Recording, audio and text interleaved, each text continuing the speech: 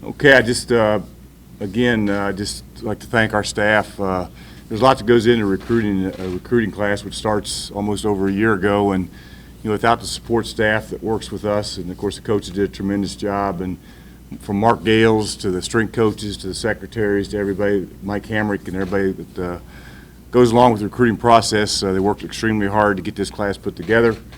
I'm excited about the class. I think we met our needs, and just look forward now to having the night off and going home and relaxing so I get finished up with this thing, and we'll take a few questions here and move on.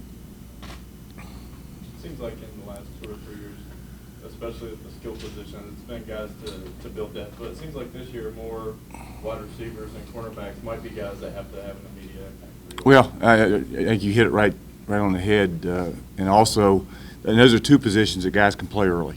We got, when you start with our defense, it starts from outside in. It starts at the cornerback position. It starts with being able to play press coverage and take away the easy access throws, and so that corner position is so critical for us. Fortunately, we were able to get some guys in here at midterm, which we think can help us, and we also have a couple other guys that we signed. That was a big emphasis for us. We're excited about those guys.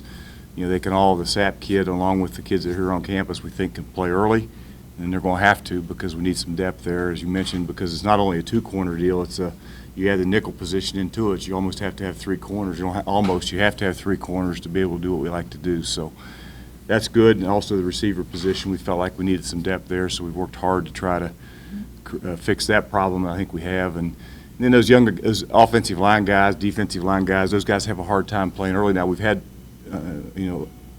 we've had the last couple of years play a couple of young guys, but hopefully this doesn't have to happen this year, and those guys can get in the weight room for a year, but we like all those guys. Doc, I know you talked about the rankings, and you can kind of toss those out, but as a jumping off point, it looks like you guys did a good job, certainly in relation to the conference and the group of five. Well, I think so. I mean, that's what we plan to do around. I mean, we expect to be, there's no secrets about being successful, whether it be in the conference or wherever you are. It's a personnel-driven game. I said that. It's hard to believe. I think this is the seventh time. I didn't know if I'd make it 7 years when we had the first one 7 years ago, but here we are, and it's been the same every year. I mean, it's a personnel-driven game, and when you got really good players, you got a chance to be good and do what we've done, to win 5 straight bowls and to accomplish some of the things we've accomplished. That's where it starts. And I think it starts with recruiting and working at it. And, I've surrounded myself with a staff that does a great job evaluating. You do a great job of recruiting. And anytime you can be in the top of the conference and top of the group of 5, it doesn't mean a whole hell of a lot, but I guess it means we're on the right guys. And I think we are, and that has to continue. In a day and time where social media is sort of, it has a big impact with recruiting and things like that. You see coaches going to some of the gimmicky things on social media, guys climbing trees. I think Charlie Partridge sang at Dale yesterday. It seems like you stay truthful with guys, and a guy like Jaquan Hewley, when I talked to him on the phone a couple weeks ago, he said, he was just straight up with me. Is that what's made you successful in 4 decades? Well, I'm not going to climb a tree. I'd be falling out of it probably, but I'm not as athletic as Harbaugh is, I guess. But I'm not going to sing a song. But other than that, we'll do what it takes. We know what it takes to go get kids. But we just do it our way.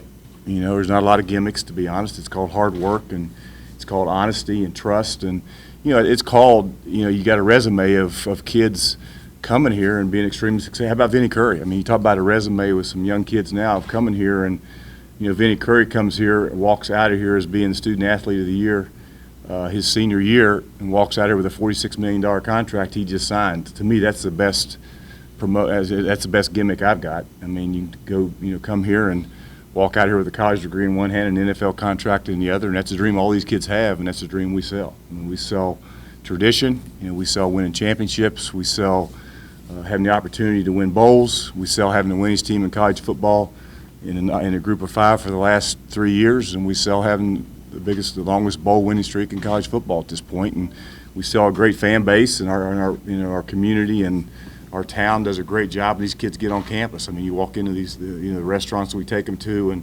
everywhere we go, they feel the love that this community and school and fan base has for our football programs. So there's not a lot of gimmicks. I mean, I've never been a gimmick guy. Gimmicks don't work long term. It's trust and the things, the foundation that you build to get these kids to come every year.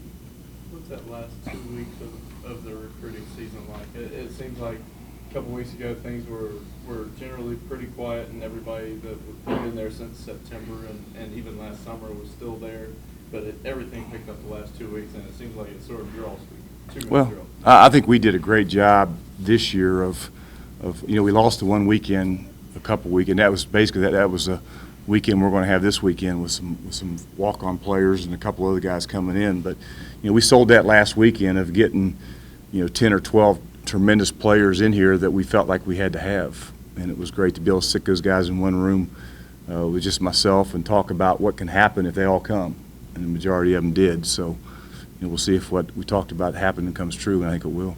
How big was it to have a tangible fan, a tangible fan base at that basketball game over there Saturday? Well, I think two things happened, Doug. The majority of our commits probably, correct me if I'm wrong, Jason, but I bet 80% of the kids we had committed were here at the Purdue game.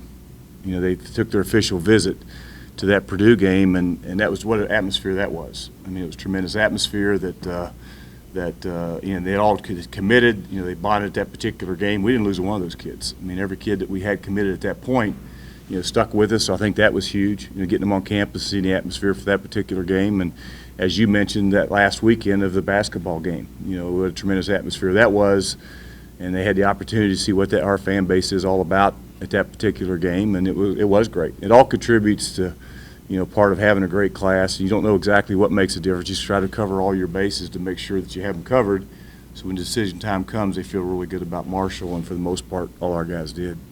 You kind of built the reputations for recruiters. Is it still fun for you, Doc, your recruits? Yeah, it is. I tell those kids when they walk them off. So I said, that's why it's so critical. I tell them two things. I said, my goal for you as a head football coach is to walk out of here 3 or 4 years from now with a college degree in that hand and an NFL contract in that hand. And that's the last thing I tell them as they walk out the door. And I said, what? A lot of people say you shouldn't be talking about the NFL. I said, yes, I should. I want guys that have extremely high dreams and expectations, because I do. But they also have to understand that college degree is what's going to get them through the rest of their life, because 75% of people don't have a college degree in this country today. Only 25% of them do. So, there's no doubt that we talk about that, and we set our expectations and standards extremely high, and it's fun to watch what happens to the Vinnie Currys and the Darryl Roberts and those 19 seniors that spoke at the banquet today. All 19 of them graduated, and a lot of those guys are going to walk out here with NFL contracts. So we set those expectations high, and we want people around us that have those expectations.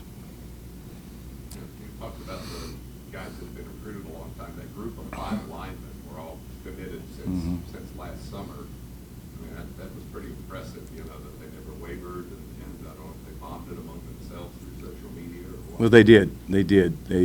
Alex Mirabal did a tremendous job of, number one, recruiting those guys, evaluating them, and we're really excited about those guys. But they became like a band of brothers there. That 5 offensive linemen, they stuck together, and that's part of recruiting. That's part of what you do, is to get those guys on board, number one, and then get that class, where they really enjoy each other, like each other, they stay committed to each other, they hold each other accountable, just like our team does, and that helps, and that's a tribute to Alex and our entire coaching staff to be able to get that done. Talk about the effort that you do as a coaching staff. How important is it, with somebody like Pro Wells, who today said that Chase Linton was one of his best friends? How nice is it that you can have players who are already in the program reaching out to people you might be trying to get? Yeah, they'd played basketball together, and we were teasing Chase the whole time how Pro beat up on him in all those AAU games, and because Chase was so skinny and doesn't weigh a whole lot, the Pro beat him up. But it's fun, because when you get him here, and that's his host. I mean, that was his host. He already knew him, and so it makes it, again, that's part of the recruiting process of having guys from that particular area that have come up here and been extremely successful, and then you bring those other guys up here and they want to be a part of it. One particular prospect, how late were you in on Willie Johnson, and how late did you get his commitment? We've been on him all along. We've been on him since over a year, and he's had a lot of interest. Had a lot of people that offered and wanted him, and we actually didn't get his commitment till I think yesterday or the day before. And of course, at that point, you still don't know what's going to happen until that letter comes in. But he's an extremely talented guy that his high school coach played here, so that was played a big part in us being able to get him. And so like I say, there's always that little road that tries to help you get a kid, and his high school coach played a big part in him signing with Marshall. Antonio Dixon.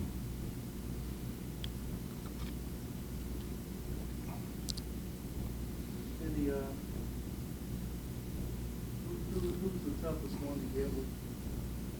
I don't know. They're all tough, but he was probably one. We probably spent a lot of time on him. I don't. The last 2 weeks, I had the opportunity to see every kid. You know, I had the opportunity, thanks to Jeff Hoops and a private plane, I had the opportunity to get to every kid that we signed, and to get in their homes, to get in their schools, and they're all tough gets at some point. But he was probably Pro. Xavier Gaines, all those kids that came at the end there. Those are all ones that the running back from Georgia. They're all tough gets because they had a lot of people that had a lot of interest in them.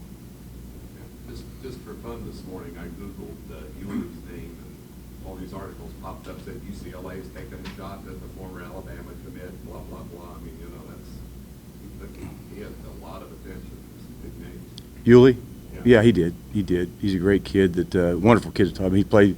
He was in that All-Star game. I don't know if he played out in Texas this past weekend. He played the U.S. versus Canada. He's a great kid to talk to, and he was a guy that kind of helped things get going a little bit too with that commitment a week ago, because all those kids that were here this past weekend knew he had committed, and that was good for us. That's not the Gaines kid specifically. What, obviously, a talented kid can play a lot of places. Tremendous athlete. Tremendous athlete. Played quarterback. Brother plays at Michigan State. And just athletic. There's like 8 brothers. They're all tremendous players, and he's as good as any of them.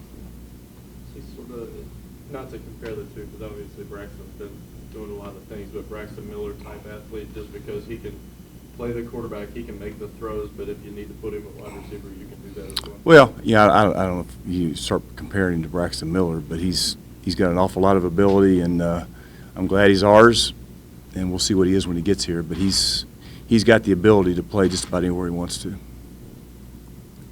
Is this a particularly good or bad year for any position? Like, were there a lot of linebackers or a lot of corners or not many tackles? No, I don't think it ever changes. I think you have to go a different place to get what you want, but same deal. I mean, I've always felt recruiting that if you really work extremely hard at it and you're in the right areas, I mean, to us, Florida, Georgia, South Carolina, Ohio, West Virginia, and the areas that we hit, it's got plenty of players. You go through Georgia, I mean, my goodness, there's players everywhere. And same thing with Florida, and you get into Ohio, we got a couple kids. You get into Ohio, there's players. You get into South Carolina, we're in the right places. And I got guys that have been in those areas long enough that, we target. We want 5 offensive linemen, for example. Well, Alex, go get 5 offensive linemen. He's going to go get them, And so they may be different places, but at the end of the day, if you work hard at it, and you got a great staff, and then you're going to find a way to get the players you need.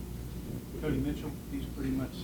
Oh yeah, love him. I don't know he's going to play. I mean, we're going to probably start him on offense, but we're excited about him, and we're excited about West Virginia in the future, because next year there's more players within a 45-minute radius of this right now there's been in the last 10 years. So that's a good thing for us. But there's a lot of players in West Virginia next year within a 45-minute radius. There's probably 5 or 6, which there haven't been 5 or 6 in the last 3 years. So we're excited about the prospects that are in the state of West Virginia the next couple of years, and because they're good enough to win a conference championship, and that's what we go by.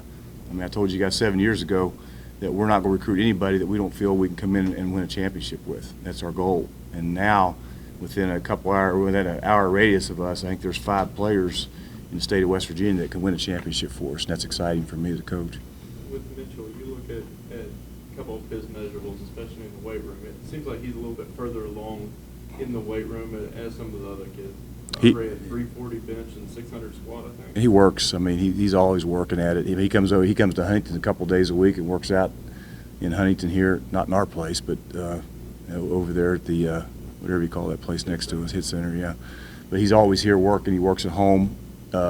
His brother's been a tremendous influence because his brother works him out, and his brother works for us now. So, he does a great job. He's good at what he does, and he's going to be a good football player. I just don't know where.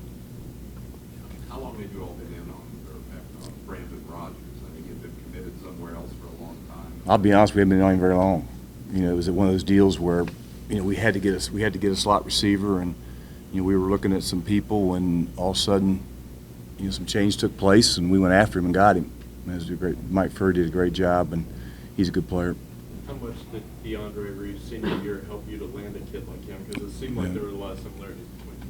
I think he did. I mean, what he did from his, I don't know if I ever had a player come as far from a junior year to senior as Reeves did. I mean, my goodness, he was a tremendous, not only as a punt returner, kick returner, but what he did at wide out and how far he came. And there's no doubt that when you go and talk to wideouts, they knew who number 19 was because he was fun to watch. And, in our offense, they want to be him, and we sold that. We sold it, a lot, especially to Brandon. Mike Cameron talked a little bit about the indoor facility. Now you've had a couple of years to recruit to it. Mhm. It's got to be a great thing. No, it does, Keith. I mean, you just can't imagine these kids. There's not one kid that comes on our campus now that doesn't say, wow. I mean, they walk in, they say, I never thought it'd be like this. And not only them, but their parents and coaches that come and all that. I mean, they walk into here and they can't believe what they see, So, as I mentioned many times, your kids buy with their eyes and, they walk on our campus right now and there's not an indoor facility. Our guys are in there right now. I mean, it's nicer than what we have, not in the country. Nobody has one. Academic center, the same deal, and our sports medicine transition center and the Hall of Fame, and just all that contributes to where we are right now and what's happened. And, Mike just, I keep saying it over and over again, but he can't get enough credit for what he's done. I mean, for him to come in here and in today's economy and do what he's done with our facilities, I can't tell you how important that was for us to get where we had to go, and we can't take that for granted. Can you talk a minute about C.J. Rivas? I mean, he's got something that none of the other kids have. Obviously, he played for Yeah. top level. Yeah, I talked to Bud Foster, and Bud said he was one of these two best defensive players he's had, and he's had a lot of good ones. I don't mean had for his entire career, but that was there when he left. And so he's a great player, everything. I mean, he's just a tremendous kid. I mean, we do an academic meeting every Monday morning. We talk about every kid on our team with our academic staff. That's the first thing we do on Monday mornings. And then, Tara said he's just an unbelievable kid, the way he handles himself in the classroom and study halls and all that, and our strength coaches say the same thing. So we sure are excited about him and looking forward to – I know I liked him this morning when I watched him in our mat drills this morning, so I like what I see to this point, and I'm sure he's going to be a good player for us. Anything else? Okay, guys, thanks.